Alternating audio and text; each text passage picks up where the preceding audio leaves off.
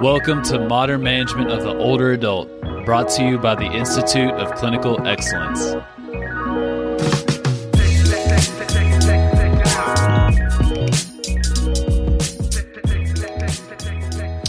Welcome to the PT on Ice Daily Show. I'm going to be your host, Dr. Jeff Musgrave. This podcast is brought to you by the Institute of Clinical Excellence. It is Wednesday, so it is all things older adults. So excited to be here with you today. So even if you're not treating primarily older adults, I think you're going to find a lot of value in today's topic. So today's topic, we're going to be discussing permission to succeed. So this is very common in the older adult space, but you're going to see this in lots of different populations that you're going to be treating, where because of the interactions that older adults or any of your patients on your caseload have had, they've got a very negative outlook on their ability to recover, their ability to return to the things that they love. I've seen this across acute care all the way into the fitness realm, and especially people when they first come to us in the fitness realm for training as older adults in Stronger Life. They will need some encouragement. They will need some reframing of what is possible and reframing of how they see themselves. So I believe that you will not get the person physically if you do not first get them mentally. You have got to build that confidence in between their ears. They've got to see and understand a path forward before you're going to get the body on board. So I would love to share with you today some tips to make that just a little bit easier. I think a quote that really sets the stage for this discussion is from Dr. Justin Dunaway. We love to quote him in the older adult division. And one of our favorite quotes of his is, "Beliefs and expectations are the foundation upon which outcomes are built." Beliefs and expectations are the outcomes, are the foundation upon outcomes are built. So we really have to believe that it's possible. We've got to know our patients' beliefs, and we've got to set the stage for them to be successful. So because our older adults have heard, you've got the worst case of insert diagnosis, bone on bone. You've got degenerative disc disease. They've heard all these nocebos or noxious language that strikes fear in the hearts of our patients, whether they're older adults or not. You're going to see this in younger populations too, but we see it a ton in our older adult population. So I've got 3 tips for you today to try to help move patients towards a mindset that's going to allow you to be successful. So the first one is acknowledge. You need to acknowledge their concerns. Our older adults come with some baggage typically. They've lived more years, more decades, they've had more injuries, and oftentimes they've been told more negative things than our younger patients. They've been told, you can't get better, or you'll never do X, Y, or Z again. Jog, run, swim, lift heavy things, insert the favorite activity that they love that is part of the reason they're living their life. This happens all the time, unfortunately. So we need to hear those concerns. If it looks like we're running into a barrier where they think they can't do what your job is to help them do, we've got to ask some clarifying questions. We need this information anyway. Why do you think it's not possible for you to fully recover from this back injury? Is it a bad experience with physical therapy? Is it negative expectations that have been set from another provider? Is it an experience a friend or loved one had? And then you get the opportunity to find out, what was their bout of care like? What type of treatment intervention were they getting? Was it even appropriate? Was it the right movement? Was it at the right intensity? Was it across the right duration? Was there such a huge disconnect between what they actually wanted to do and what they were being asked to do that they didn't see the connection? They never did their home exercise program. There is so much we need to know about why they have the negative outlook that they have. And then you get the opportunity after hearing everything, because if you cut them short in this phase, you will not get them. If you don't hear all their concerns and why, you can't give them the information they need to help them bridge that gap from I can't get better to, oh, maybe I can get better. You don't have to completely change their mindset in 1 or 2 visits. Unlikely you'll be able to do that anyway. What you need to do is inspire some curiosity. You need them to be curious about the possibility of getting better. If you can get them from I don't think it's possible to now I'm curious. You've cracked the door open and created just a little bit of hope. You may be wildly successful with this patient. So once you've heard everything, you get the opportunity to share some success stories. And you can say, man, I hear you. I know you've been told by this provider, and I can understand based on what you've seen, based on your imaging, based on your past experience, why you would be concerned that maybe you can't overcome this. But I've seen people in your condition with this diagnosis at your age, maybe even older, maybe even less healthy than you, get over this. It's going to take time. It's going to take hard work and consistency. But man, how would your life be different if you could bridge the gap to a full recovery? What would you do differently? How much better would your life be? Let's just be curious. We've got time together. Let's do this thing. So I would call that step one. Acknowledge their concerns, ask clarifying questions, share success stories. That's that first little block. You're going to have to do that first. Let them get it all out. You want to know every objection they have so that you can tell them why they don't need to be concerned about that. The second piece, your job is to craft. Your job is to craft experiences that ensure success. There are two ways that we commonly do this with older adults that I assure you work with younger adults as well. The first one is make it laughably easy. In the older adult division, we call this intentional underdosage. This could be because someone is fearful. This could be because someone just has very low confidence. This could be because they're in an unfamiliar setting or they've never done any weight training before. You're getting to set the stage for them.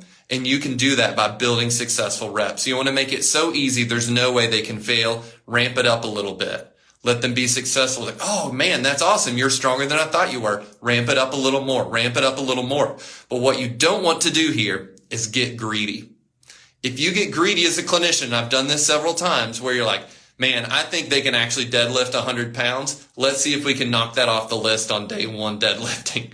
And then they get scared, they get fatigued, or maybe you just misjudged it and they can't lift that up. And now you've ended on an unsuccessful rep. You shot yourself in the foot. So when you make it laughably easy, you intentionally underdose, make it easier than what you know they can do. You want to stop short of their maximal capacity, typically on that first visit, unless you're calculating an estimated 1 rep max, which is a whole nother topic. If you're already familiar with estimated 1 rep max testing, that is not the same as intentional underdosage. We're talking day one, building confidence. Okay. So that's how that's the first way we can craft an experience to ensure success is to intentionally underdose. The second thing that we're going to do is test retest. We're going to show them that we can be successful. We're going to identify the asterisk sign, the comparable sign, whatever you want to call it. Doesn't matter. Especially when the primary concern is pain. Often with older adults, it's function, but sometimes it's still pain. So to know, the reason I'm here is because I can't get my arm up into the top cabinets anymore. I get shoulder pain. I get stuck. It hurts. Your job as a clinician, after you do your assessment, you figure out their range of motion, their strength. You've done a solid subjective. You ruled everything out. You've got a pretty good idea what's going on. You're going to give them some treatment, and then you're going to retest, right? You need to make it very clear. You need very accurate measurements, and you need to tell the patient, here's where you got to. Man, that was about here, wasn't it?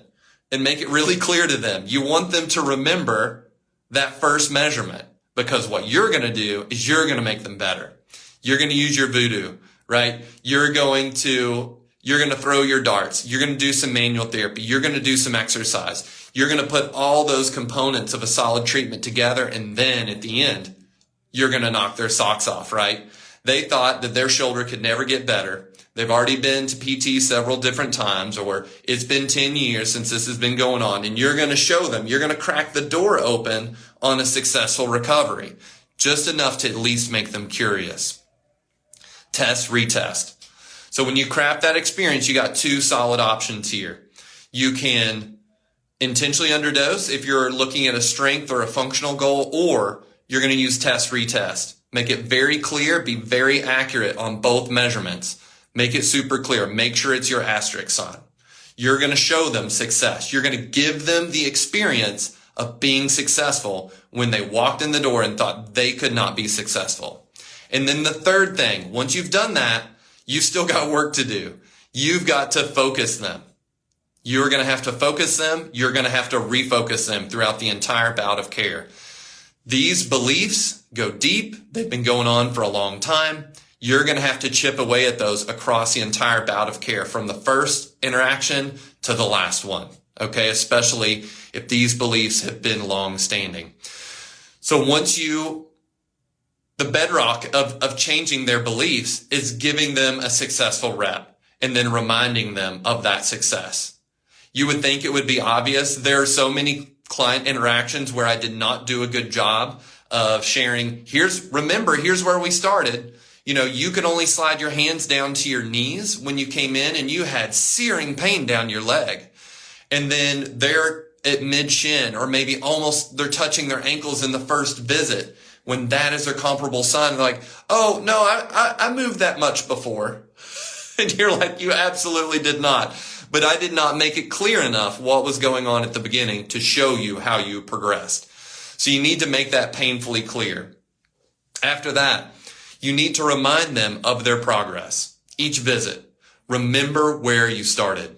Remember where you started. The first day you walked in, you thought that it was going to be impossible to lift up this 10-pound weight from an elevated surface. You looked at that weight, you stared at it, you looked at me, you looked back at the weight, you were like, this is not happening. And then what happened? You walked up, you moved that thing. You got several reps. We even got up to 15 pounds that first time. You didn't think you could do 10. You thought that was out of reach. Now you're lifting 30 pounds. 30 pounds. You have had a 300% increase in your functional ability. Incredible. Now you're doing it off the floor. Think about how that opens up your life. How many things in your life weigh 20 to 30 pounds? Now you're doing it for reps. Think about all the things you can do now that you could not then. And the reality is, our patients aren't going to have this nice linear progression. So the third step on focus is going to be to share with them. These are a couple of my favorites I like to use. Is progress is nonlinear.